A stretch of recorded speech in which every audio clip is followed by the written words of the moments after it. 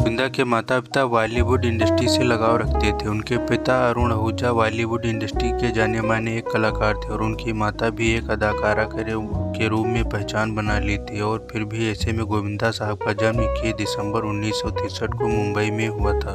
तब उनके परिवार की हालत कुछ ठीक ठाक नहीं थी। आने वाले समय में गोविंदा साहब के बहुत ही बुरे दिन थे। शुरुआती दौर में गोविंदा साहब काफ़ी सारे बुरे दिनों में झेला।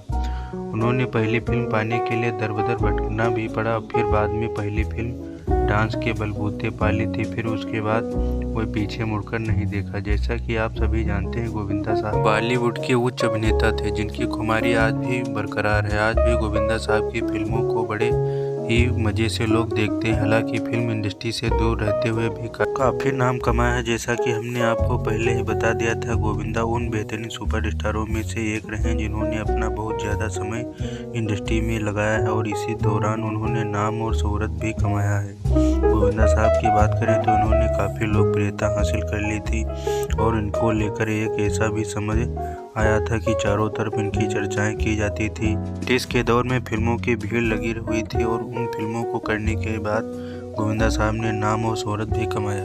आज भले ही गोविंदा साहब लाइफस्टाइल को लेकर काफ़ी ज़्यादा चर्चाओं में रहते हैं, लेकिन मित्रों, क्या आप जानते हैं कि गोविंदा साहब के पूर्वजों का क्या इतिहास रहा है? हम आपको इस बात की जानकारी देना चाहेंगे कि गोविंदा साहब का जन्म गोविंदा के विरार इलाके में हुआ था। गोविंदा साहब के पिता अरुण आहूजा विभाजन से पहले पंजाब के गुजरावाला में रहते थे। फिर निर्माता महबूब खान के कहने पर अरुण आहूजा मुंबई चले आए। सन 1937 में मुंबई के आने के बाद महबूब खान ने उन्हें अपनी फिल्म एक ही रास्ता में अभिनय करने का मौका दिया। गोविंदा की माता नजी मुसलमान थी। धर्म परिवर्तन के बाद उन्होंने अपना नाम निर्मला रख लिया था। निर्मला भी फिल्म एक्ट्रेस थी। अब गोविंदा साहब के परिवार वाले बल्कि बॉलीवुड फिल्म इंडस्ट्री के नामचीन कलाकार पाकिस्तान में रहते थे, लेकिन बंटवारे से पहले भारत की तरफ रुख किया। यहाँ हम आपको इस बात की जानकारी देना चाहते हैं, बॉलीवुड के ट्रेजिकी के कहलाए जाने वाले दिलीप साहब और राज कपूर साहब भी पाकिस्तान के पेशावर में रहते थे और ये दोनों एक दूसरे के पड़ोसी भी थे। इसके बाद उन्होंने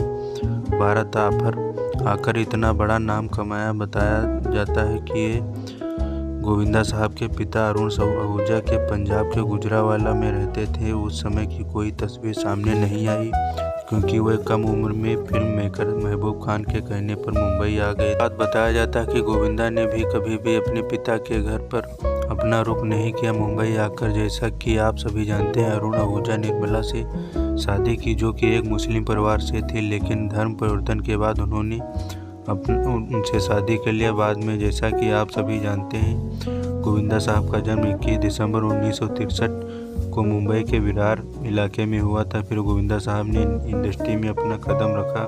फिर उन्होंने फर्स्ट से आज तक का सफ़र बिताया। गोविंदा अपने परिवार के साथ मुंबई के आलीशान बंगले में रहते हैं। उनके बंगले की अगर बात करें तो उनके बंगले का नाम जलसम है। हालांकि गोविंदा का बंगला सलमान खान, अक्षय कुमार और दूसरे सितारों की तरह उतना फेमस तो नहीं है, लेकिन सभ्यता में किसी से कम नहीं है। गोविंदा नर्मदा नदी के उपासक हैं और यही वजह है कि उनके घर का नाम जलसम से जुड़ा हुआ है। गोविंदा के घर को लेकर फैंस के बीच एक्साइटमेंट बनी रहती है। गोविंदा को फैमिली मैन से भी जाना जाता है और अपने परिवार के साथ अपने खाली समय को बिताना पसंद करते हैं। इसके साथ ही गोविंदा की अगर बात करें तो वर्क की तरफ नज़र डालें तो जैसा कि आप सभी जानते हैं कि 2019 में उनकी फिल्म रंगीला राजा रिलीज हुई थी। फिल्म बॉक्स ऑफिस में पूरी तरह से फ्लॉप साबित हुई थी। इसके बाद आने वाली प्रोजेक्ट की कोई बड़ी अपडेट सामने नज़र नहीं आई है, लेकिन उनके चाहने वाले उन्हें बड़े पर्दे पर देखना चाहते हैं। हो सकता है आने वाले प्रोजेक्ट एक बेहतरीन समय में बेहतरीन वापसी कर सकती हैं। तो अगर मेरा वीडियो आप लोगों को अच्छा लगा हो तो लाइक और सब्सक्राइब जरूर कर लें।